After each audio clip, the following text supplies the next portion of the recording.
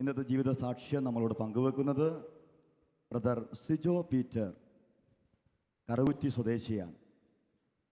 സസ്നേഹം എന്ന ഒരു ധ്യാന ടീമൊക്കെ അവർക്കുണ്ട്.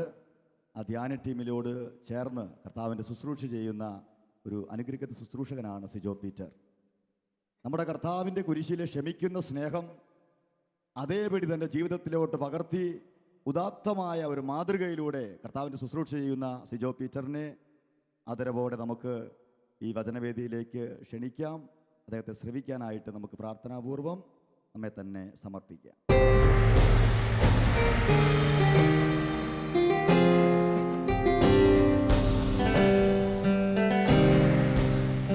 നമ്മൾ ഈ സമയം മത്തായിയുടെ സുവിശേഷം 5-ാം അധ്യായം 44-ാമത്തെ വചനത്തിൽ അടിസ്ഥാനമിട്ട് ഈ ശുശ്രൂഷ ദൈവം നയിക്കാൻ പോവുകയാണ്.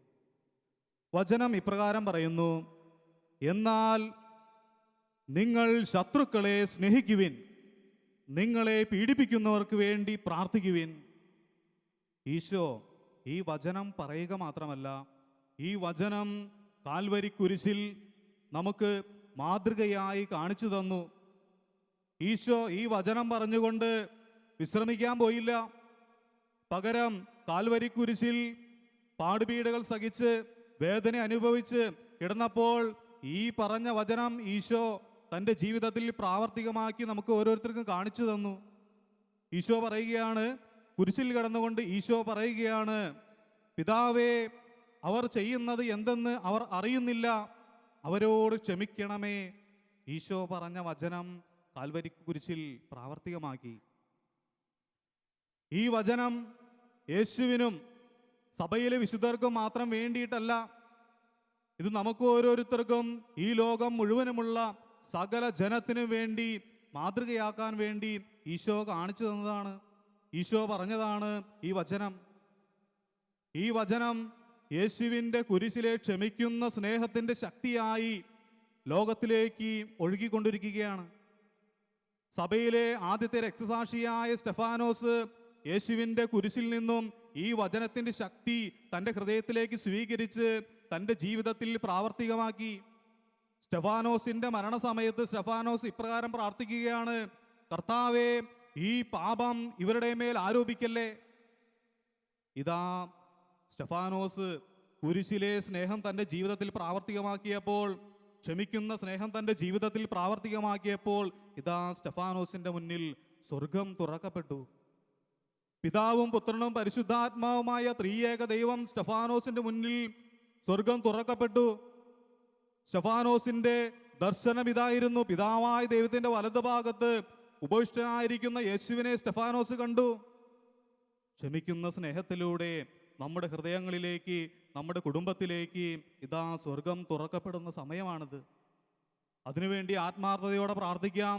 ഈ വചനത്തിന്റെ ശക്തി നമ്മുടെ ഹൃദയത്തിലേക്ക് ഒഴുകി വരട്ടെ എന്ന് പ്രാർത്ഥിച്ചുകൊണ്ട് ഞാൻ എൻ്റെ എളിയൊരു സാക്ഷ്യം, ജീവിതാനുഭവം നിങ്ങളുമായി പങ്കുവയ്ക്കുകയാണ്.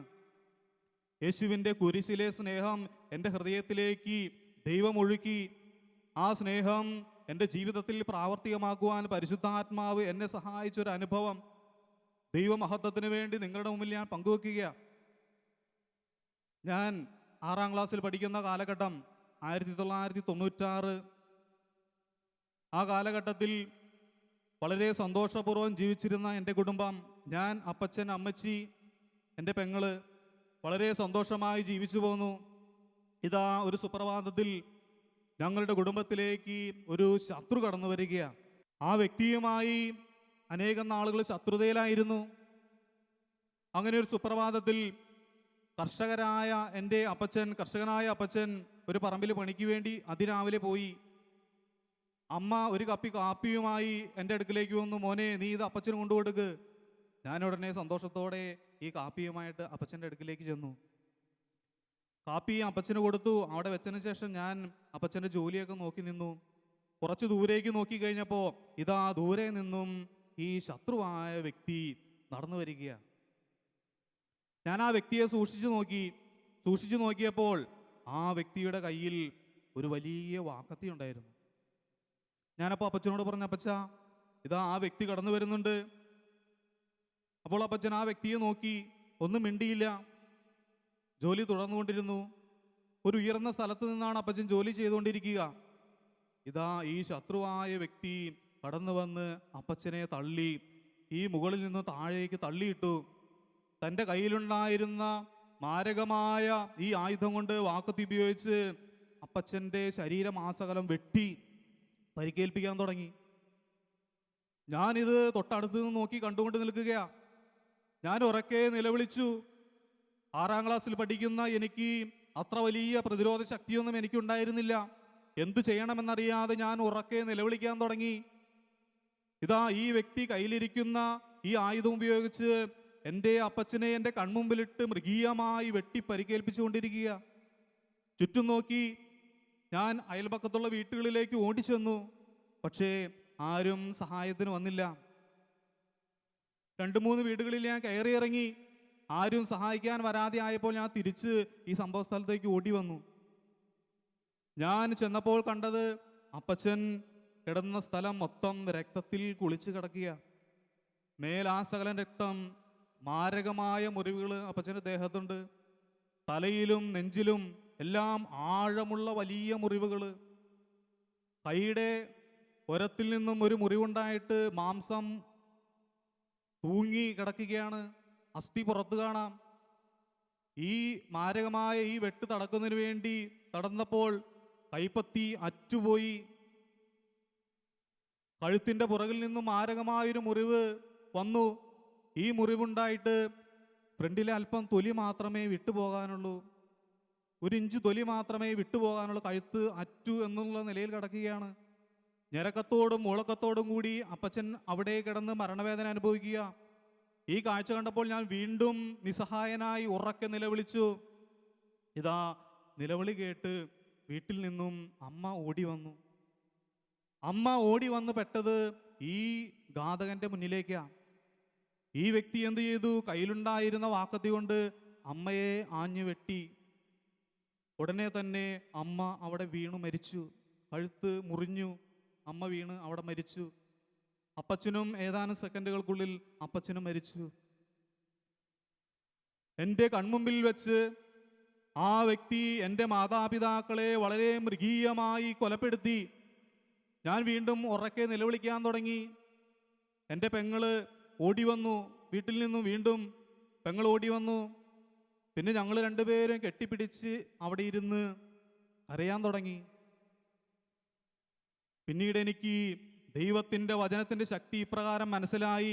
സങ്കീർത്തനം 27:10, അപ്പനും അമ്മയും ഉപേക്ഷിച്ചാലും അപ്പനും അമ്മയും മറന്നാലും കർത്താവ് നിന്നെ കൈക്കൊള്ളും. പിന്നീട് എനിക്ക് ഈ വചനത്തിൻ്റെ ശക്തി ദൈവം മനസ്സിലാക്കി തന്നു. അങ്ങനെ ഏതാനും നിമിഷങ്ങൾക്കുള്ളിൽ ഈ ശവശരീരങ്ങൾ പോസ്റ്റ്മോർട്ടം ചെയ്ത് വൈകുന്നേരമായപ്പോൾ ശവസംസ്കാരം ചടങ്ങ് പള്ളിയിൽ നടന്നു. ആ ഘാതകനെ പോലീസ് പിടിച്ചുകൊണ്ടുപോയി. അപ്പച്ചൻ്റെയും അമ്മച്ചിയുടെയും ശവസംസ്കാരം കഴിഞ്ഞ് തിരിച്ചു ദേവാലയത്തിൽ നിന്ന് വീട്ടിലേക്ക് പോരുമ്പോൾ എൻ്റെ ബന്ധുക്കളും സുഹൃത്തുക്കളും അയൽക്കാരും ഇപ്രകാരം എന്നോട് പറയുകയുണ്ടായി, മോനെ, കഴിഞ്ഞതെല്ലാം കഴിഞ്ഞു. ഇനി നീ ഇതിൻ്റെ പിറകെ പോകരുത്. അവനോട് പ്രതികാരം ചെയ്യാൻ നീ ഇതിൻ്റെ പിന്നാലെ പോകരുത്. നിന്റെ ജീവിതം തകർന്നു പോകും. ഉപദേശങ്ങൾ തരാൻ തുടങ്ങി. അപ്പോൾ ഞാൻ എൻ്റെ മനസ്സിൽ അവരോട് തലയാട്ടിയിട്ട് ഞാൻ എൻ്റെ മനസ്സിൽ പറയും, എൻ്റെ മാതാപിതാക്കളെ എൻ്റെ കൺമുമ്പിലിട്ട് മൃഗീയമായി കൊന്ന ആ വ്യക്തിയെ എന്തു വില കൊടുത്തും എനിക്ക് പ്രതികാരം ചെയ്യണം. ഞാൻ ആ വ്യക്തിയോട് പ്രതികാരം ചെയ്യും എന്ന് ഞാൻ എൻ്റെ ഹൃദയത്തിൽ ഉറപ്പിച്ചു. 6ാം ക്ലാസ്സിൽ പഠിച്ചുകൊണ്ടിരിക്കുന്ന എൻ്റെ ഹൃദയത്തിൽ അന്ന് പ്രതികാര ചിന്ത വളരാൻ തുടങ്ങി. പ്രതികാര ചിന്ത വളർന്ന് വളർന്ന് വലുതാകാൻ തുടങ്ങി. ഓരോ വർഷം കഴിയും തോറും എൻ്റെ വളർച്ചയ്ക്കൊപ്പം ഈ പ്രതികാര ചിന്ത എൻ്റെ ഹൃദയത്തിൽ വളരാൻ തുടങ്ങി. അങ്ങനെ ഈ വ്യക്തിയെ ശിക്ഷിച്ചു. കോടതി ശിക്ഷിച്ചു. ജീവപര്യന്തം തടവ്, 25,000 രൂപ പിഴയും കൊടുത്ത് ഈ വ്യക്തിയെ ശിക്ഷിച്ചു. അങ്ങനെ ഏതാനും നാളുകൾ കടന്നുപോയി. ഈ വ്യക്തിയോട് പ്രതികാരം ചെയ്യാനുള്ള ഓരോ സന്ദർഭങ്ങളും സാഹചര്യങ്ങളും ഞാൻ തിരയാൻ തുടങ്ങി. അതിനുവേണ്ടിയുള്ള പദ്ധതികൾ ആസൂത്രണം ചെയ്യാൻ തുടങ്ങി. അതിനു വേണ്ടിയിട്ടുള്ള സാഹചര്യങ്ങൾ ഓരോന്നായി അനുകൂല സാഹചര്യങ്ങൾ എനിക്ക് വന്നു ചേരാൻ തുടങ്ങി.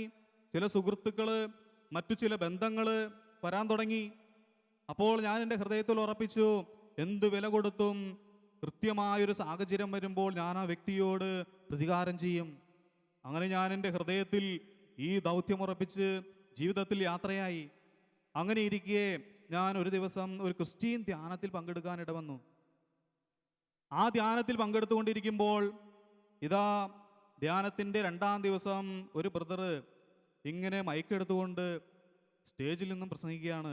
നിങ്ങൾ ശത്രുക്കളെ സ്നേഹിക്കുവിൻ, നിങ്ങളെ പീഡിപ്പിക്കുന്നവർക്ക് വേണ്ടി പ്രാർത്ഥിക്കുവിൻ. ഇത് കേട്ടപ്പോൾ എൻ്റെ രക്തം തിളയ്ക്കാൻ തുടങ്ങി. ഞാനിതാ മുന്നിലിരുന്ന് ഈ ബ്രദറിനെ രൂക്ഷമായിട്ട് നോക്കാൻ തുടങ്ങി. എന്നിട്ട് ഞാൻ എൻ്റെ ഹൃദയത്തിൽ ഇങ്ങനെ പറയാൻ തുടങ്ങി, പൊന്നു ബ്രദറെ, ശത്രുക്കളെ സ്നേഹിക്കുക എന്ന്, അവർക്ക് വേണ്ടി പ്രാർത്ഥിക്കുക എന്ന് മൈക്കെടുത്ത് പ്രസംഗിക്കാനൊക്കെ വളരെ എളുപ്പമാണ്. ബ്രദറിൻ്റെ ജീവിതത്തിൽ ഇങ്ങനെ ഒരു അനുഭവം വന്നാൽ അപ്പോൾ അറിയാം ഈ പ്രസംഗമൊക്കെ എവിടെ പോകുമെന്ന് അപ്പോൾ അറിയാമെന്ന് ഞാൻ എൻ്റെ ഹൃദയത്തിൽ ബ്രദറിനോട് മറുതലിക്കാൻ തുടങ്ങി. അന്ന് വൈകുന്നേരമായി, ആരാധനയുടെ സമയമായി. വിശുദ്ധ കുർബാന എഴുന്നള്ളിച്ച് വെച്ച് ആരാധന നടത്തിക്കൊണ്ടിരിക്കുക. വീണ്ടും ഈ ബ്രദർ പറയുകയാണ്, ദൈവജനമേ, കുഞ്ഞുമക്കളെ, നിങ്ങൾ പ്രാർത്ഥിക്കുക, ക്ഷമിച്ച് പ്രാർത്ഥിക്കുക. മത്തായിയുടെ സുവിശേഷം 6-ാം അധ്യായം 14-15 വചനങ്ങൾ ഉരുവിട്ടുകൊണ്ട് പറയുകയാണ്, നിങ്ങൾ അയൽക്കാരോട് ക്ഷമിക്കുമെങ്കിൽ നിങ്ങളുടെ നിരവധിയായ പാപങ്ങൾ ദൈവം ക്ഷമിക്കും. നിങ്ങൾ മറ്റുള്ളവരോട് ക്ഷമിച്ചില്ലെങ്കിലോ സ്വർഗസ്ഥനായ പിതാവ് നിങ്ങളോടും അപ്രകാരം ചെയ്യും. അപ്പൊ ഞാൻ ഇങ്ങനെ പ്രാർത്ഥിക്കാൻ തുടങ്ങി, ഇങ്ങനെ ഞാൻ ചിന്തിക്കാൻ തുടങ്ങി, ദൈവമേ, എൻ്റെ നിരവധിയായ പാപങ്ങൾ പിതാവായി ദൈവം ക്ഷമിക്കണമെങ്കിൽ ഞാൻ എന്തു ചെയ്യണം? എന്നെ ദ്രോഹിച്ചവനോട്, എൻ്റെ കൺമുമ്പിലിട്ട് എൻ്റെ മാതാപിതാക്കളെ കൊന്നവനോട് ഞാൻ ക്ഷമിക്കണ്ടേ? എന്നാലല്ലേ എൻ്റെ സ്വർഗസ്ഥനായ പിതാവ് എൻ്റെ നിരവധിയായ പാപങ്ങൾ ക്ഷമിക്കത്തുള്ളൂ. ഞാനിങ്ങനെ ചിന്തിക്കാൻ തുടങ്ങി. അങ്ങനെ ചിന്തിക്കാൻ തുടങ്ങിക്കഴിഞ്ഞപ്പോൾ പരിശുദ്ധാത്മാവ് പ്രചോദനം തന്നു, ആ വ്യക്തിയോട് നീ ക്ഷമിക്കുക. ഉടനെ ഞാൻ ദിവ്യകാരുണ്യത്തിൽ നോക്കി, കണ്ണുകളടച്ച് പ്രാർത്ഥിക്കാൻ തുടങ്ങി. ദൈവമേ, ആ വ്യക്തിയോട് ഞാൻ ക്ഷമിക്കുന്നു എന്ന് പറയാൻ തുടങ്ങി. ഞാൻ കണ്ണടയ്ക്കുമ്പോഴത്തേക്കും ആ രംഗങ്ങളെല്ലാം എൻ്റെ മനസ്സിലേക്ക് ഓടി വരാൻ തുടങ്ങി. ഒരു കാരണവശാലും എനിക്ക് ക്ഷമിക്കാൻ പറ്റുന്നില്ല. വീണ്ടും കണ്ണടയ്ക്കും, വീണ്ടും ഈ കൊലപാതക രംഗങ്ങൾ എൻ്റെ മനസ്സിലേക്ക് ഓടി വരും. എനിക്ക് ക്ഷമിക്കാൻ പറ്റുന്നില്ല. ഞാനപ്പോൾ യേശുവിനോട് ഇപ്രകാരം പ്രാർത്ഥിച്ചു, ഈശോയെ, എനിക്കൊരിക്കലും ആ വ്യക്തിയോട് ക്ഷമിക്കാൻ പറ്റത്തില്ല. കാരണം ഞാനൊരു പച്ചയായ മനുഷ്യനാണ്, ദൈവദൂതനല്ല. ഞാനൊരു പച്ചയായ മനുഷ്യനാണ്, ഞാനൊരു വിദ്യാർത്ഥിയാണ്. എനിക്കൊരിക്കലും ക്ഷമിക്കാൻ പറ്റത്തില്ല ഈശോയെ എന്ന് ഞാൻ ഈശോയോട് അവിടെ വെച്ച് പറഞ്ഞു. അതിനുശേഷം ഞാൻ ഇങ്ങനെ ഒരു തീരുമാനമെടുത്തു, എനിക്കൊരിക്കലും ക്ഷമിക്കാൻ പറ്റത്തില്ല. പകരം ഈശോയെ, നീ പ്രവർത്തിക്കാമെങ്കിൽ നീ പ്രവർത്തിച്ചോ എന്ന് പറഞ്ഞുകൊണ്ട് ഞാൻ ആ ആരാധനയും അവസാനിച്ച് പിറ്റേ ദിവസം ധ്യാനം കഴിഞ്ഞ് വീട്ടിലേക്ക് പോയി. പ്രത്യേകിച്ച് ഒരു മാറ്റമൊന്നും ഉണ്ടായില്ല.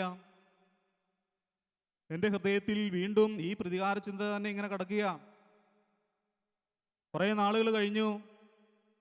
ഈ വ്യക്തിയെ ഇടയ്ക്ക് ഒരാഴ്ച കോടതിയിൽ നിന്നും ജയിലിൽ നിന്നും പരോളിന് വിടും. ഒരാഴ്ച വിടുമ്പോൾ കോടതിയിൽ നിന്നും എന്നെ വിളിക്കും, ചോദിക്കും, അദ്ദേഹത്തെ ഒരാഴ്ച റിലീസ് ചെയ്യാൻ പോവുകയാണ്, നിനക്ക് എന്തെങ്കിലും തടസ്സമുണ്ടോ? അപ്പോൾ ഞാൻ ഉടനെ ഇങ്ങനെ പറയും, ഞാൻ സമ്മതിക്കത്തില്ല, അദ്ദേഹത്തെ വിടരുത് എന്ന് ഞാൻ ഉറക്കെ പറയും. അങ്ങനെ അദ്ദേഹത്തിൻ്റെ ആ റിലീസിങ് ഞാൻ ബ്ലോക്ക് ചെയ്യും. അങ്ങനെ കുറേ നാളുകൾ വീണ്ടും കഴിഞ്ഞു പോയി.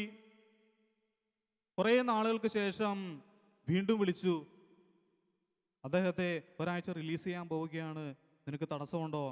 ഉടനെ ഞാൻ ഇങ്ങനെ പറഞ്ഞു, കുഴപ്പമില്ല, അദ്ദേഹത്തെ റിലീസ് ചെയ്തോളൂ, ഒരാഴ്ച റിലീസ് ചെയ്തോളൂ, കുഴപ്പമില്ല. ഞാൻ അറിയാതെ എൻ്റെ ഹൃദയത്തിൽ നിന്നും കുഴപ്പമില്ല, അദ്ദേഹത്തെ റിലീസ് ചെയ്തോളൂ എന്ന് ഞാൻ അറിയാതെ പറഞ്ഞുപോയി. പിന്നീട് ദൈവം എനിക്ക് വെളിപ്പെടുത്തി തന്നു എന്താണ് അവിടെ സംഭവിച്ചത്. ഞാൻ അദ്ദേഹത്തോട് ക്ഷമിച്ചില്ലല്ലോ, എനിക്ക് ക്ഷമിക്കാൻ സാധിച്ചില്ലല്ലോ. പിന്നെ എന്തുകൊണ്ടാണ് അദ്ദേഹത്തെ ഒരാഴ്ച റിലീസ് ചെയ്തോളൂ എന്ന് ഞാൻ പറഞ്ഞത്? ഞാൻ ചിന്തിച്ചു. പിന്നീട് ദൈവം എനിക്ക് മനസ്സിലാക്കി തന്നു, ഒരു വചന പ്രഘോഷണത്തിലൂടെ കർത്താവ് എനിക്ക് മനസ്സിലാക്കി തന്നു. റോമാക്കാർക്ക് എഴുതിയ ലേഖനം 10-ാം അധ്യായം 17-ാം വാക്യത്തിൽ ഇങ്ങനെ പറയുന്നു, വിശ്വാസം കേൾവിയിൽ നിന്നും, കേൾവി ക്രിസ്തുവിനെ കുറിച്ചുള്ള പ്രസംഗത്തിൽ നിന്നുമാണ്. Hallelujah, hallelujah. അങ്ങനെ ഒരു ദൈവദാസന്റെ വചന പ്രഘോഷണം കേട്ട് കഴിഞ്ഞപ്പോൾ അവിടെ ഇപ്രകാരം പറയുകയാണ്, യേശുവിനെ വധിക്കുന്നതിന് മുമ്പ് വിചാരണ ചെയ്യുവാൻ വേണ്ടി പീലാത്തോസിന്റെ ഭവനത്തിൽ കൊണ്ടുവരുന്നു. യേശുവിൽ കുറ്റമൊന്നും കാണുന്നില്ല എന്ന് കണ്ട് ഉടനെ പീലാത്തോസിന്റെ പക്കൽ നിന്നും യേശുവിനെ ഹേറോദേസിന്റെ പക്കലേക്ക് പറഞ്ഞയക്കും. യേശുവിൽ കുറ്റമൊന്നും കാണായികയാൽ ഹേറോദേസ് തിരിച്ച് യേശുവിനെ പറഞ്ഞയക്കും, പീലാത്തോസിന്റെ പക്കലേക്ക് പറഞ്ഞയക്കും. അപ്പോൾ തുടർന്ന് അവിടെ ബൈബിളിൽ എഴുതിയിരിക്കുന്ന ഒരു വചനം ഇപ്രകാരമാണ്: അതുവരെ ശത്രുതയിലായിരുന്ന ഹേറോദേസും പീലാത്തോസും ഉറ്റ ചങ്ങാതിമാരായി മാറി. അപ്പോൾ ഇങ്ങനെ ചിന്തിക്കുകയാണ്, ഇതുവരെ ശത്രുതയിലായിരുന്ന ആ രണ്ടുപേർ എങ്ങനെ ഉറ്റ ചങ്ങാതിമാരായി മാറി? അപ്പോൾ വചനം ഇപ്രകാരം വെളിപ്പെടുത്തി തരികയാണ്: ശത്രുതയിലായിരുന്ന രണ്ട് വ്യക്തികളുടെ ഇടയിൽ ഈശോ സഞ്ചരിച്ചു കഴിഞ്ഞപ്പോൾ അവരുടെ ശത്രുത മാറി, അവർ ഉറ്റ ചങ്ങാതിമാരായി മാറി. അപ്പോൾ പരിശുദ്ധാത്മാവ് എനിക്ക് വെളിപ്പെടുത്തി തന്നു. ആ ധ്യാനത്തിൽ വെച്ച് ഞാൻ ഇപ്രകാരം പറഞ്ഞില്ലേ, ഈശോയെ എനിക്ക് ക്ഷമിക്കാൻ സാധിക്കത്തില്ല, നീ എന്താ വേണ്ടതെന്ന് വെച്ചാൽ ചെയ്തോ, ഞാനിതാ ഹൃദയം തുറന്നിട്ട് തരുന്നു എന്ന് ഞാൻ യേശുവിന് ഹൃദയം തുറന്നിട്ട് കൊടുത്തു. എനിക്ക് മനസ്സിലാക്കാൻ സാധിച്ചു, ഞാൻ യേശുവിന് ഹൃദയം തുറന്നിട്ട് കൊടുത്തപ്പോൾ, വിട്ടുകൊടുക്കാൻ തയ്യാറായപ്പോൾ ഈശോ എൻ്റെയും എൻ്റെ ശത്രുവിൻ്റെയും ഹൃദയത്തിൽ പ്രവർത്തിക്കാൻ തുടങ്ങി. പതിയെ പതിയെ പ്രതികാര ചിന്ത എൻ്റെ ഉള്ളിൽ നിന്നും ഈശോ എടുത്തു മാറ്റാൻ തുടങ്ങി. എനിക്ക് മനസ്സിലാക്കാൻ സാധിച്ചു, ഈ പ്രതികാര ചിന്ത പതിയെ കുറയുന്നതനുസരിച്ച് എൻ്റെ ജീവിതം മാറ്റപ്പെടാൻ തുടങ്ങി. യേശു എൻ്റെ ഹൃദയത്തിൽ പ്രവർത്തിക്കാൻ തുടങ്ങിയപ്പോൾ എൻ്റെ ജീവിതം മാറാൻ തുടങ്ങി. ദൈവത്തിൻ്റെ വചനം എന്നിൽ അനുസരണമാകാൻ തുടങ്ങിയപ്പോൾ എൻ്റെ ജീവിതം മാറാൻ തുടങ്ങി. പിന്നീട് ഇതാ കറുകുറ്റിയിലുള്ള സസ്നേഹം ടീമിൻ്റെ കൂടെ അവരെ സഹായിക്കാനായി ഞാൻ ഇടയ്ക്ക് പോകാൻ തുടങ്ങി. ദൈവത്തോട് ചേർന്ന് നിൽക്കാൻ തുടങ്ങി. യാക്കോബിന്റെ ലേഖനം 4-ാം അധ്യായം 8-ാം വാക്യം ഇപ്രകാരം പറയുന്നു: ദൈവത്തോട് ചേർന്ന് നിൽക്കുക, അവിടുന്ന് നിങ്ങളോടും ചേർന്ന് നിൽക്കും. ദൈവത്തോട് ഞാൻ ചേർന്ന് നിൽക്കാൻ തുടങ്ങി. ദൈവം എന്നെയും ചേർത്ത് പിടിക്കാൻ തുടങ്ങി. Hallelujah, hallelujah. അങ്ങനെ ധ്യാനങ്ങൾക്ക് സഹായിക്കാനായി പോകാൻ തുടങ്ങി. അങ്ങനെ ദൈവം എൻ്റെ ജീവിതത്തിലേക്ക് പതിയെ പതിയെ ഓരോ അനുഗ്രഹങ്ങൾ ചൊരിയാൻ തുടങ്ങി. പിന്നീട് ഈ വ്യക്തിയെ റിലീസ് ചെയ്യാൻ വേണ്ടി ഇടയ്ക്കിടയ്ക്ക് വിളിക്കുമ്പോൾ ഞാൻ സന്തോഷത്തോടെ പറയാൻ തുടങ്ങി, കുഴപ്പമില്ല, ഇട്ടോളൂ എന്ന് പറയാൻ തുടങ്ങി. മത്തായിയുടെ സുവിശേഷത്തിൽ നമ്മളൊരു വചനഭാഗം കാണുന്നുണ്ട്, നിർഭയനായ ഭൃത്യന്റെ ഉപമ കാണുന്നുണ്ട്. അവിടെ അവസാനം ഇപ്രകാരം പറയുന്നു: ഞാൻ നിനക്ക് ഇളവ് ചെയ്ത് തന്നതുപോലെ നീയും നിന്റെ സഹഭൃത്യനോട് ഇളവ് ചെയ്തു കൊടുക്കേണ്ടിയിരുന്നില്ലേ? പിതാവ് നിരവധിയായ പാപങ്ങൾ എൻ്റെ ക്ഷമിച്ചു കഴിഞ്ഞപ്പോൾ ഞാൻ ആ വ്യക്തിയോട് ഇളവ് ചെയ്തു കൊടുക്കേണ്ടതായിരുന്നില്ലേ? അങ്ങനെ ഞാൻ ആ വ്യക്തിക്ക് ഇളവ് ചെയ്തു കൊടുക്കാൻ തുടങ്ങി. ഇടയ്ക്കിടയ്ക്ക് 3-4 മാസം കൂടുമ്പോൾ വിളിക്കുമ്പോൾ ഞാൻ ഒരാഴ്ച റിലീസ് ചെയ്യാനായിട്ട് സമ്മതിക്കാൻ തുടങ്ങി. അങ്ങനെ ദൈവവചനം പാലിക്കാൻ തുടങ്ങിയപ്പോൾ പതിയെ പതിയെ എൻ്റെ ജീവിതം മാറാൻ തുടങ്ങി. എൻ്റെ ജീവിതം മാറാൻ തുടങ്ങി. ആ വ്യക്തിക്ക് 25,000 രൂപ പിഴയും 12 വർഷം കഠിന തടവുമാണ് കോടതി വാങ്ങിക്കൊടുത്തത്. അങ്ങനെ കുറേ നാളുകൾക്ക് ശേഷം ആ വ്യക്തിയുടെ നല്ല നടപ്പൊക്കെ പ്രമാണിച്ച് കണക്കിലെടുത്ത് ആ വ്യക്തിക്ക് 5-8 വർഷങ്ങൾക്ക് ശേഷം ശിക്ഷ പൂർണ്ണമായി ഇളവ് ചെയ്തു കൊടുക്കുകയാണ്. പൂർണ്ണമായി ശിക്ഷ ഇളവ് ചെയ്തു കൊടുത്തു, കോടതി കൊടുത്തു. അപ്പോൾ കോടതിയിൽ നിന്നും എന്നെ വിളിച്ചിരിക്കുകയാണ്. അദ്ദേഹത്തിൻ്റെ ശിക്ഷ കാലാവധി അവസാനിച്ചു.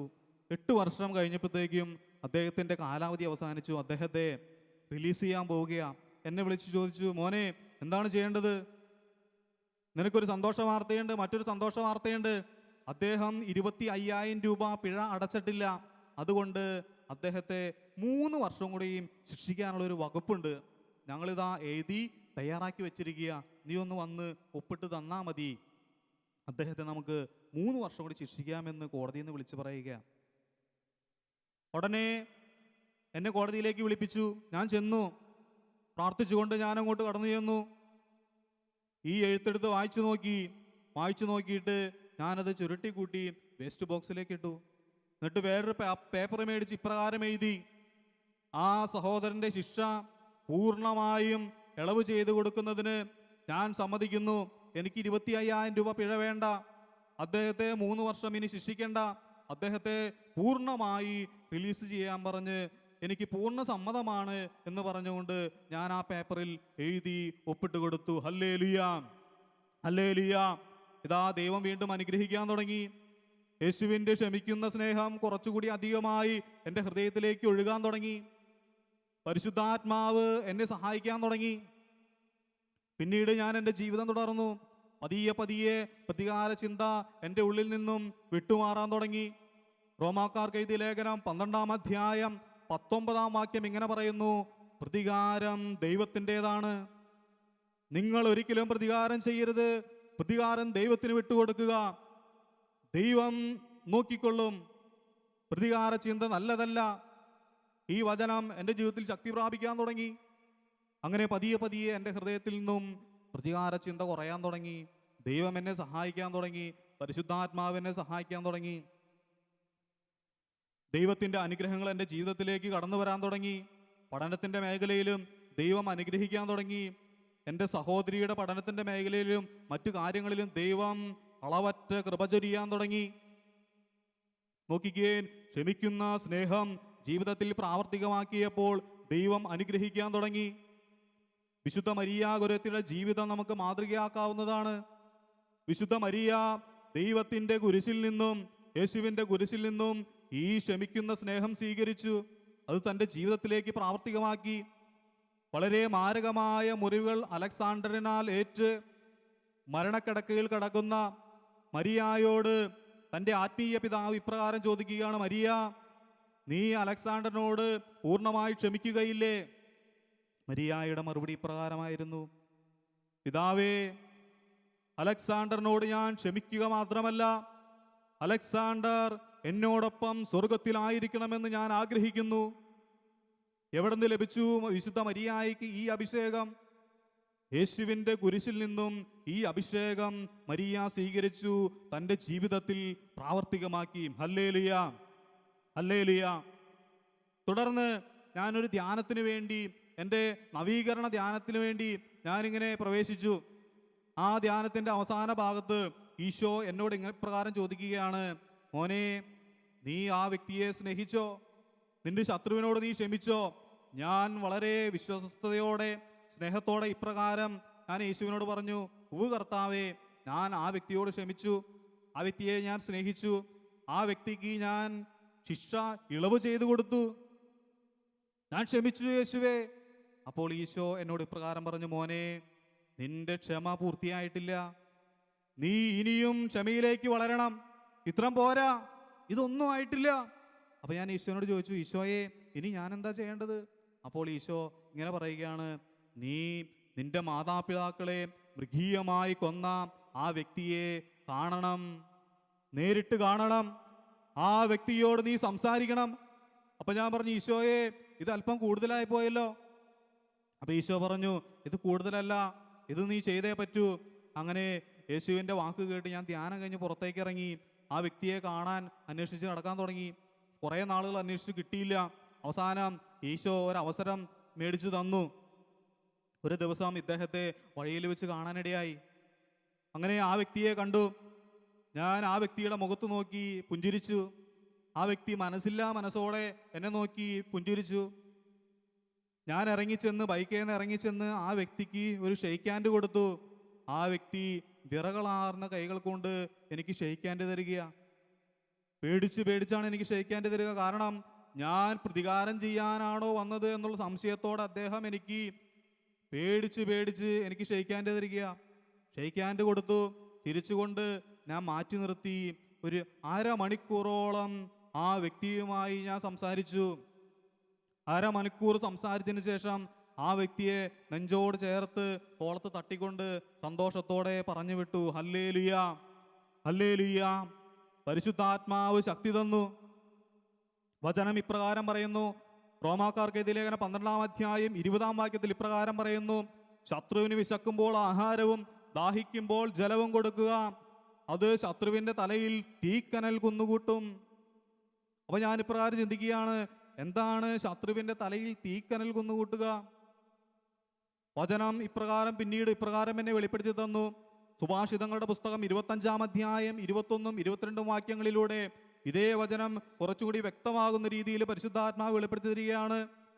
ശത്രുവിന് വിശക്കുമ്പോൾ ആഹാരവും ദാഹിക്കുമ്പോൾ ജലവും കൊടുക്കുക.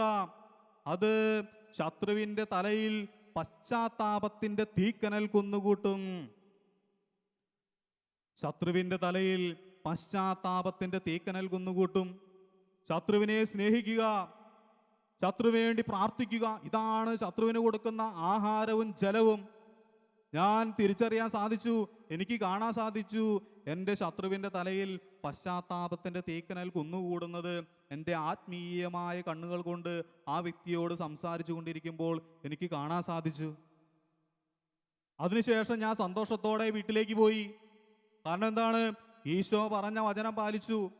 പൂർണ്ണമായി ആ വ്യക്തിയോട് ക്ഷമിക്കാൻ എനിക്ക് സാധിച്ചു. എൻ്റെ ഹൃദയം സന്തോഷമായി, ഹൃദയം സന്തോഷം കൊണ്ട് നിറഞ്ഞു. പിന്നീട് എൻ്റെ ജീവിതത്തിലേക്ക് ദൈവം നിരവധിയായ അനുഗ്രഹങ്ങൾ ചൊരിയാൻ തുടങ്ങി. ക്ഷമിച്ച് സ്നേഹിച്ച് പ്രാർത്ഥിച്ചു കഴിഞ്ഞപ്പോൾ, ശത്രുവിനെ സ്നേഹിച്ചു കഴിഞ്ഞപ്പോൾ എൻ്റെ ജീവിതത്തിലേക്ക് ഇതാ നിരവധിയായ അനുഗ്രഹങ്ങൾ ദൈവം എന്നെ ശുശ്രൂഷാ മേഖലയിലേക്ക് എടുത്തുയർത്താൻ തുടങ്ങി. കറുകുറ്റിയിലുള്ള സസ്നേഹം ടീമിൻ്റെ കൂടെ ഫുൾ ടൈം ശുശ്രൂഷയ്ക്ക് വേണ്ടി ഞാൻ നിയോഗിതനായി. ഈശോ പറഞ്ഞു, ഫുൾ ടൈമായിട്ട് നീ ശുശ്രൂഷ ചെയ്യുക. ആ ശുശ്രൂഷയിലൂടെ ദൈവം എന്നെ എടുത്തുയർത്താൻ തുടങ്ങി. അനേകം ജനങ്ങളോട് യേശുവിൻ്റെ ക്ഷമിക്കുന്ന സ്നേഹത്തെക്കുറിച്ച് പറയാൻ തുടങ്ങി. അപ്പോൾ ഞാൻ സന്തോഷത്തോടെ മുന്നോട്ട് പോവുകയാണ്. ഞാൻ പൂർണ്ണമായി ക്ഷമിച്ചു എന്നുള്ളൊരു ബോധ്യത്തോടെ ഇങ്ങനെ സന്തോഷത്തോടെ മുന്നോട്ട് പോകുമ്പോൾ പിന്നീട് ഞാൻ വീണ്ടും ഒരു ധ്യാനം കൂടുവാൻ വേണ്ടി കടന്നു ചെന്നു. അവിടെ വെച്ച് ഈശോ എന്നോട് വീണ്ടും പറയുകയാണ്, മോനെ, നീ ആ വ്യക്തിയോട് പൂർണ്ണമായി ക്ഷമിച്ചോ? നീ ആ വ്യക്തിയോട് ക്ഷമിച്ചോ? അപ്പം ഞാൻ പറഞ്ഞു, ഉപകർത്താവേ, പൂർണ്ണമായി ഞാൻ ക്ഷമിച്ചു, ആ വ്യക്തിയോട് ക്ഷമിച്ചു. ഞാൻ വളരെ സന്തോഷത്തോടെ ഈശോനോട് പറയുകയാണ്. ഈശോ എന്നോട് പറഞ്ഞു, മോനെ, നീ പൂർണ്ണമായിട്ട് ആ വ്യക്തിയോട് ക്ഷമിച്ചിട്ടില്ല, ഇതുപോരാ, ഇതൊന്നും ആയിട്ടില്ല. അപ്പം ഞാൻ ഈശോനോട് ചോദിച്ചു, ഈശോയെ, ഇനി എന്താണ് ഞാൻ ചെയ്യേണ്ടത്? ഇനി എന്താണ് ചെയ്യേണ്ടത്? അപ്പോൾ ഈശോ എനിക്ക് വെളിപ്പെടുത്തി തരികയാണ്. നമ്മുടെ നാട്ടിലുള്ള പെരുമ്പാവൂർ പുല്ലുവഴിയിലുള്ള സിസ്റ്റർ റാണി മരിയായുടെ ജീവിതം എന്നെ എടുത്തു കാണിച്ചു തന്നിട്ട് ഇപ്രകാരം ഈശോ വിവരിച്ചു തരികയാണ്. ഒന്ന് നോക്കിക്കേ, ആ സിസ്റ്ററിന്റെ ജീവിതം എടുത്തു നോക്കുക. ആ സിസ്റ്റർ ഘാതകരാൽ വളരെ മൃഗീയമായി കൊല ചെയ്യപ്പെട്ടു. ജയിലിൽ കിടക്കുന്ന ആ ഘാതകന്റെ അടുത്തേക്ക് ഈ സിസ്റ്ററിന്റെ അമ്മ കടന്നു ചെല്ലുകയാണ്. ആ സിസ്റ്ററിനോട് വളരെ മൃഗീയമായി പെരുമാറിയ ആ ഘാതകനെ ഈ അമ്മ ചെന്ന് കാണുന്നു. ഈ സിസ്റ്ററിന്റെ സഹോദരി സിസ്റ്റർ ചെന്ന് കാണുന്നു. ഈ സഹോദരി സിസ്റ്റർ ഈ ഘാതകന്റെ കയ്യിൽ രാഖി കെട്ടിക്കൊടുത്തിട്ട് പറയുകയാണ്, നീ എൻ്റെ സഹോദരനാണ്. നോക്കിക്കേ, സ്വന്തം സഹോദരി സിസ്റ്ററിനെ വളരെ മൃഗീയമായി കൊന്ന ആ വ്യക്തിയുടെ കയ്യിൽ രാഖി കെട്ടിക്കൊടുത്തിട്ട് ഇപ്രകാരം പറയുകയാണ്, നീ എൻ്റെ സഹോദരനാണ്. എവിടെ നിന്ന് ലഭിച്ചു ഈ സിസ്റ്ററിന് ക്ഷമിക്കുന്ന സ്നേഹത്തിന്റെ അഭിഷേകം? ഇതാ ഈ ഘാതകനെ സ്വഭവനത്തിലേക്ക് പുത്രനെ പോലെ സ്വീകരിച്ച ആ അമ്മയുടെ ജീവചരിത്രം നമ്മൾ വായിച്ചിട്ടുണ്ട്. ആ അമ്മ ഡൈനിങ് ടേബിളിന്റെ മുമ്പിലിരുന്നു കൊണ്ട് ചോറ് ഉരുട്ടി ആ ഘാതകന്റെ സ്വന്തം മകളെ മൃഗീയമായി കുത്തിക്കൊന്ന ആ സഹോദരന്റെ വായിലേക്ക് ഒരു ഉരുള ചോറ് വെച്ച് കൊടുത്തിട്ട് പറയുകയാണ്, നീ എൻ്റെ പിറക്കാതെ പോയ മകനാണ് എന്ന്. ഈ അമ്മയ്ക്ക് എവിടെ നിന്ന് ലഭിച്ചു ഈ അഭിഷേകം? യേശുവിൻ്റെ കുരിശിൽ നിന്നും ഈ അഭിഷേകം ലഭിച്ചു. യേശുവിൻ്റെ കുരിശിൽ നിന്നും ഈ അമ്മയ്ക്കും ഈ സിസ്റ്ററിനും അഭിഷേകം ലഭിച്ചു. എന്നിട്ട് ഈശോ എന്നോട് പറയുകയാണ്, നിന്റെ മാതാപിതാക്കളെ മൃഗീയമായി കൊന്ന ഈ വ്യക്തിയെ നീ വീണ്ടും കാണണം. അപ്പൊ ഞാൻ ചോദിച്ചു, കർത്താവേ, എന്തിനാണ് ഇനിയും ആ വ്യക്തിയെ വീണ്ടും കാണുന്നത്? ഞാൻ ഇത്രയൊക്കെ ചെയ്തില്ലേ? ആ വ്യക്തിയുടെ ശിക്ഷ ഇളവ് ചെയ്ത് കൊടുത്തില്ലേ? 25,000 രൂപ പിഴ വേണ്ടാന്ന് പറഞ്ഞില്ലേ? ആ വ്യക്തിയെ കണ്ടില്ലേ? ആ വ്യക്തിയോട് സംസാരിച്ചില്ലേ? തോളത്ത് തട്ടി ആ വ്യക്തിയെ സന്തോഷത്തോടെ പറഞ്ഞു വിട്ടില്ലേ? ഇനിയും ഞാൻ എന്താ ചെയ്യേണ്ടത്? അപ്പോൾ ഈശോ പറയുകയാണ്, മോനെ, നിന്റെ മാതാപിതാക്കളെ നിന്റെ കൺമുമ്പിലിട്ട് മൃഗീയമായി കൊന്ന ആ വ്യക്തിയെ നീ വീണ്ടും കാണണം. എന്നിട്ട് ആ വ്യക്തിയുടെ കവിളിൽ ഒരു ഉമ്മ കൊടുക്കണം. ഞാൻ പറഞ്ഞു, കർത്താവേ, ഇത് ഒത്തിരി കൂടിപ്പോയി, ഇതല്പം കൂടുതലായി പോയി, ഇത്രയും എന്നോട് ചെയ്യേണ്ടിയിരുന്നില്ല. അപ്പോൾ ഈശോ പറഞ്ഞു, മോനെ, ഇത് പോരാ മോനെ. അപ്പോൾ ഈശോ തൻ്റെ അനുഭവം എന്നോട് വീണ്ടും പറയുകയാണ്. പത്രോസ്ലീഹ എഴുതിയ 1-ാം ലേഖനം 4-ാം അധ്യായം 1-ാം വാക്യം പറഞ്ഞുകൊണ്ട് ഈശോ എന്നെ ഓർമ്മിപ്പിക്കുകയാണ്. ശരീരത്തിൽ പീഡനമേറ്റ യേശുക്രിസ്തുവിൻ്റെ മനോഭാവം നിങ്ങൾ ആയുധമായി ധരിക്കുവിൻ. ശരീരത്തിൽ പീഡനമേറ്റപ്പോൾ യേശുക്രിസ്തുവിനുണ്ടായ മനോഭാവം എന്താണ്? നമുക്ക് മനസ്സിലാക്കാൻ സാധിക്കും. യേശുവിൻ്റെ പീഡന രംഗങ്ങള്, കുരിശുമരണത്തിന് തൊട്ടുമുമ്പുള്ള രംഗങ്ങള് ശ്രദ്ധിക്കുമ്പോൾ നമുക്ക് മനസ്സിലാക്കാൻ സാധിക്കും. ശരീരത്തിൽ പീഡനമേറ്റപ്പോൾ യേശുക്രിസ്തുവിനുണ്ടായ ആ മനോഭാവം, തൻ്റെ താടിമീശ രോമങ്ങൾ തൊലിയോടുകൂടി വലിച്ചെടുത്തപ്പോൾ യേശുവിൻ്റെ മനോഭാവം എന്തായിരുന്നു? തൻ്റെ ശരീരം ഉഴവ് ചാല് പോലെ ഉഴുതു മറച്ചപ്പോൾ, ചാട്ട കൊണ്ട് അടിച്ച് ഉഴവ് ചാല് കണക്കെ ആക്കിയപ്പോൾ ആ പടയാളികളോടുള്ള യേശുവിൻ്റെ മനോഭാവം എന്തായിരുന്നു? തൻ്റെ മുഖത്ത് കാർക്കിച്ച് തുപ്പിയവനോടും, തൻ്റെ കരണത്തടിച്ചവനോടും, തൻ്റെ വിലാപ്പുറത്ത് കുന്തം കൊണ്ട് കുത്തിയവനോടും യേശുവിൻ്റെ മനോഭാവം എന്തായിരുന്നു? നമുക്ക് മനസ്സിലാക്കാൻ സാധിക്കും. യേശുവിൻ്റെ ഹൃദയത്തിൽ നിന്നൊഴുകുന്ന ക്ഷമിക്കുന്ന സ്നേഹമാണ് ഈശോ ആയുധമായി ഉപയോഗിച്ചത്. എന്നിട്ട് ഈ വചനം എന്നെ ഈശോ പഠിപ്പിച്ചിട്ട് ഇപ്രകാരം പറയുകയാണ്: ശരീരത്തിൽ പീഡനമേറ്റ യേശുവിൻ്റെ മനോഭാവം ആയുധമായി ധരിക്കുക. ഞാൻ ചിന്തിക്കാൻ തുടങ്ങി. യേശുവിൻ്റെ മനോഭാവം ആയുധമായി ധരിക്കാൻ വേണ്ടി ഞാൻ പ്രാർത്ഥിക്കാൻ തുടങ്ങി. ഈശോ ഒരു ദൗത്യം ഏൽപ്പിച്ചിരിക്കുകയാണ്. പ്രിയപ്പെട്ട മാതാപിതാക്കളെ തൻ്റെ കൺമുമ്പിലിട്ട് കൊന്ന ആ വ്യക്തിയെ കെട്ടിപ്പിടിച്ച് ഉമ്മ കൊടുക്കാൻ വേണ്ടിയിട്ട് ഈശോ ഏൽപ്പിച്ചിരിക്കുക. ഞാൻ പറഞ്ഞു, ഈശോയെ അങ്ങ് പറഞ്ഞതാണല്ലോ, ഞാൻ അനുസരിക്കാം. ഞാൻ പോയി ധ്യാനം കഴിഞ്ഞു ഇറങ്ങി. എന്തു ചെയ്യുമെന്ന് ആലോചിക്കാതെ ഞാൻ ആ വ്യക്തിയെ കാണാൻ തുടങ്ങി.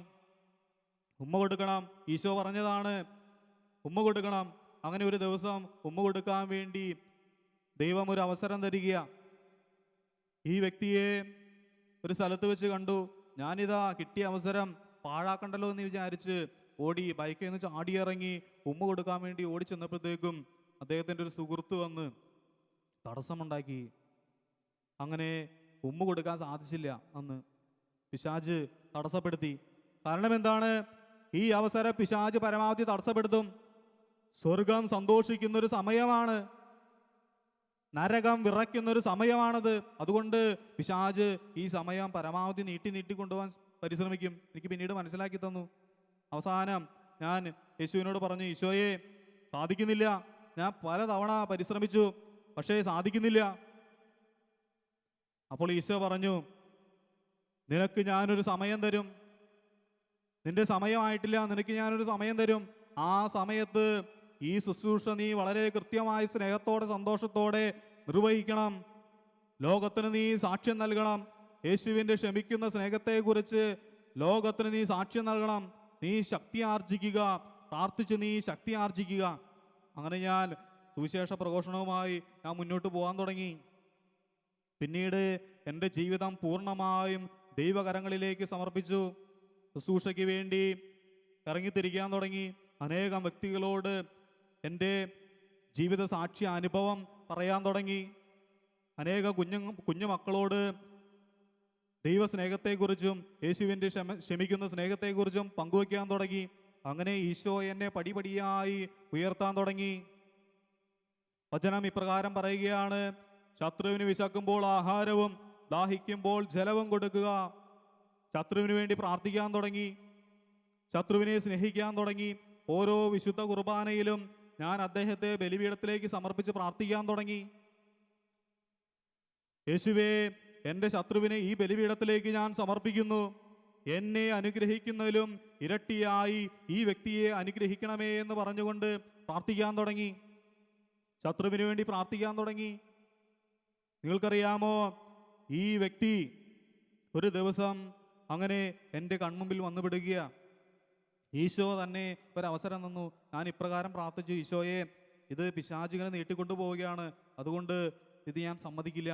നീ എങ്ങനെയെങ്കിലും ഈ അവസരം ഉണ്ടാക്കി തരണം, എങ്ങനെയെങ്കിലും ഈ അവസരം നീ ഉണ്ടാക്കി തരണം. പറ്റില്ല, ഇനി നീട്ടിക്കൊണ്ടുപോകാൻ പറ്റില്ല എന്ന് ഞാൻ പറഞ്ഞു. യേശുവിനോട് പറഞ്ഞു, വാശി പിടിച്ചു. അങ്ങനെ ഈശോ ഒരു ദിവസം ഒരു സാഹചര്യം ഒരുക്കി തരിക. അങ്കമാലി ടൗണിൽ ഞാനിങ്ങനെ നിൽക്കുമ്പോൾ ഒരു കടയിൽ പർച്ചേസ് ചെയ്യാൻ വേണ്ടി ഒരു കടയിൽ കയറി നിൽക്കുമ്പോൾ ഇതാ ഈ വ്യക്തി ആ ടൗണിൻ്റെ ഫ്രണ്ടിൽ, ആ ടൗണിൻ്റെ മധ്യത്തിൽ ഭാര്യയും കുട്ടിയുമായിട്ട് വന്നു നിൽക്കുകയാണ്. പെട്ടെന്ന് ഞാൻ നോക്കിയപ്പോൾ ദൈവമേ, എൻ്റെ ശത്രുവും കുടുംബവുമാണല്ലോ വന്നു നിൽക്കുക. ഈശോ പ്രചോദനം തരികയാണ്, മോനെ, ഇതാണ് പറ്റിയ അവസരം. ശത്രുവിനെ സ്നേഹിക്കാൻ പറ്റിയ അവസരം ഇതാണ്, നീ ഉപയോഗിക്കുക. ഞാൻ ചുറ്റും നോക്കിയപ്പോൾ ആയിരക്കണക്കിന് ആൾക്കാർ അവിടെ ഇങ്ങനെ വരികയും പോവുകയും ചെയ്യുക. ബസ് സ്റ്റോപ്പിൽ നിരവധിയായ ആളുകൾ ബസ് കയറാൻ വേണ്ടി നിൽക്കുന്നു. കടകളിൽ ഒത്തിരി ആൾക്കാർ നിൽക്കുന്നു. ആ റോഡ് സൈഡിലൂടെ ഒത്തിരി ആളുകൾ സഞ്ചരിച്ചു പോകുന്നു. 100 കണക്കിന് ആൾക്കാർ തിക്കും തിരക്കും. ഞാൻ പറഞ്ഞു, ഈശോയെ, നിറച്ച് ആളുകളാണല്ലോ ഇവിടെ, എങ്ങനെ ഞാൻ ഈ വ്യക്തിക്ക് ഉമ്മ കൊടുക്കും? ഈശോ പറഞ്ഞു, ഞാൻ നിന്നോട് പറഞ്ഞത് നീ ചെയ്യുക. ഉടനെ പരിശുദ്ധാത്മാവ് എനിക്ക് ശക്തി തരികയാണ്.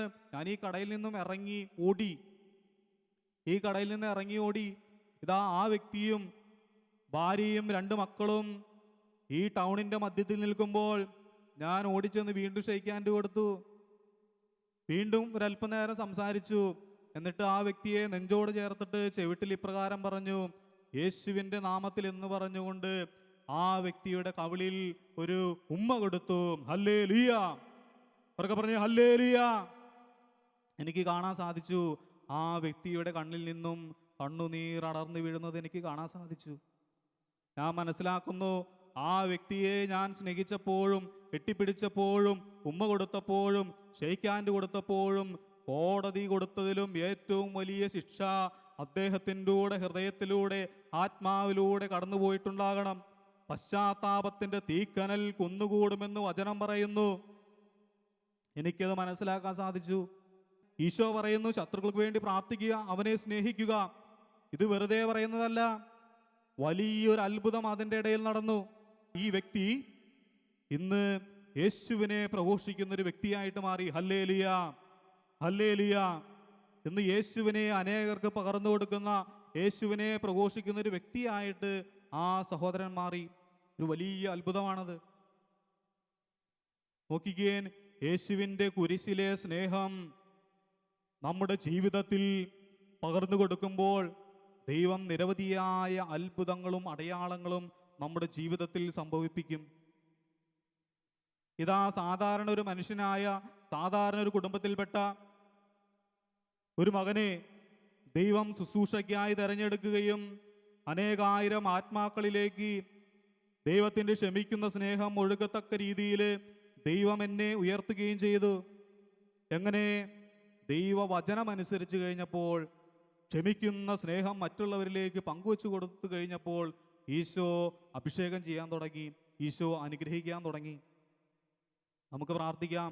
നമ്മുടെ ഹൃദയത്തിൽ ആരോടെങ്കിലും വെറുപ്പോ വിദ്വേഷമോ വൈരാഗ്യമോ വെച്ചുകൊണ്ട് നടന്നാൽ ദൈവത്തിൻ്റെ അനുഗ്രഹം നമുക്ക് ലഭിക്കത്തില്ല. നമ്മുടെ കുടുംബങ്ങളിൽ സ്വർഗം തുറക്കപ്പെടണോ? നമ്മുടെ വ്യക്തി ജീവിതത്തിൽ സ്വർഗം തുറക്കപ്പെടണോ?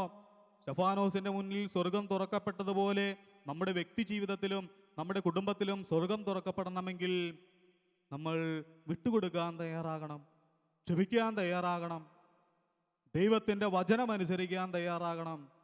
ഈശോ ചെയ്തില്ലേ? ഇപ്രകാരം ചെയ്തില്ലേ?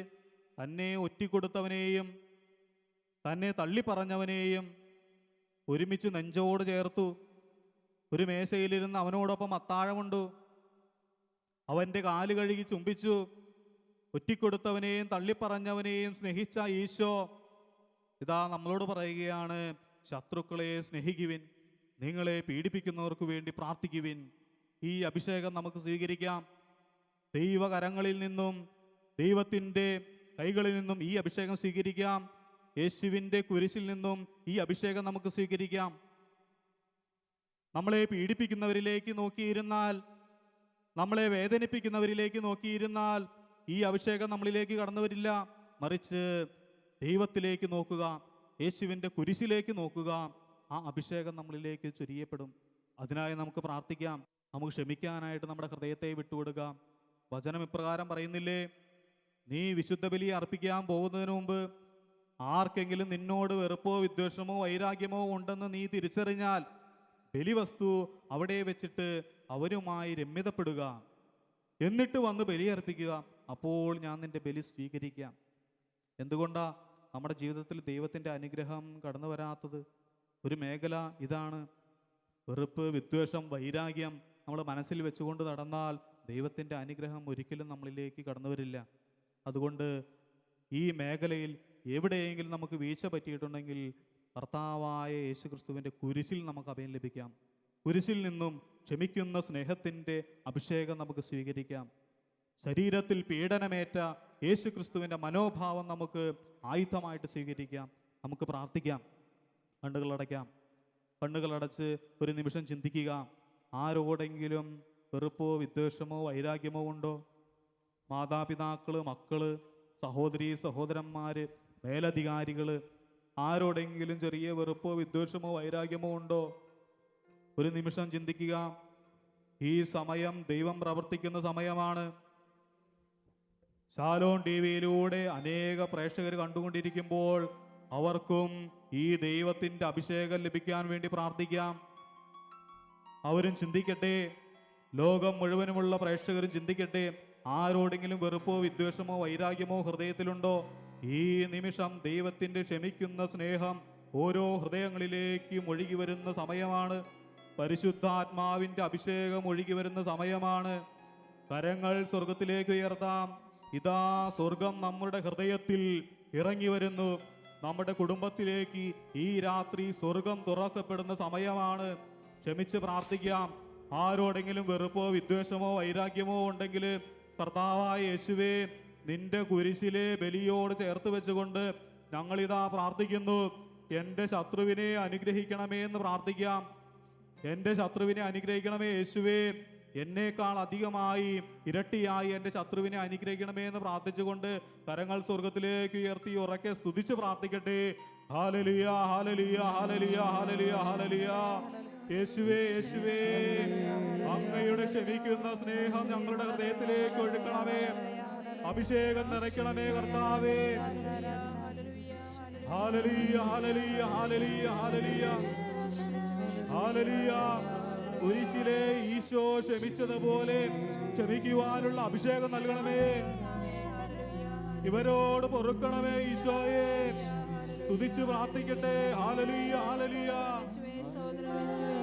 കുരിശിലൻ ഈശോ ക്ഷമിച്ചതുപോലെ യേശുവേ ക്ഷമിക്കുവാനുള്ള അഭിഷേകം തരണമേ. ഹല്ലേലൂയ. കുരിശിലൻ ഈശോ ക്ഷമിച്ചതുപോലെ ഞാനും ക്ഷമിച്ചിടുന്നു. കുരിശിലൻ ഈശോ ക്ഷമിച്ചതുപോലെ ഞാനും ക്ഷമിച്ചിടുന്നു. കുരിശിലൻ ഈശോ ക്ഷമിച്ചതുപോലെ ഞാനും ക്ഷമിച്ചിരുന്നു. കുരിശിലൻ ഈശോ ക്ഷമിച്ചതുപോലെ ഞാനും ക്ഷമിച്ചിരുന്നു.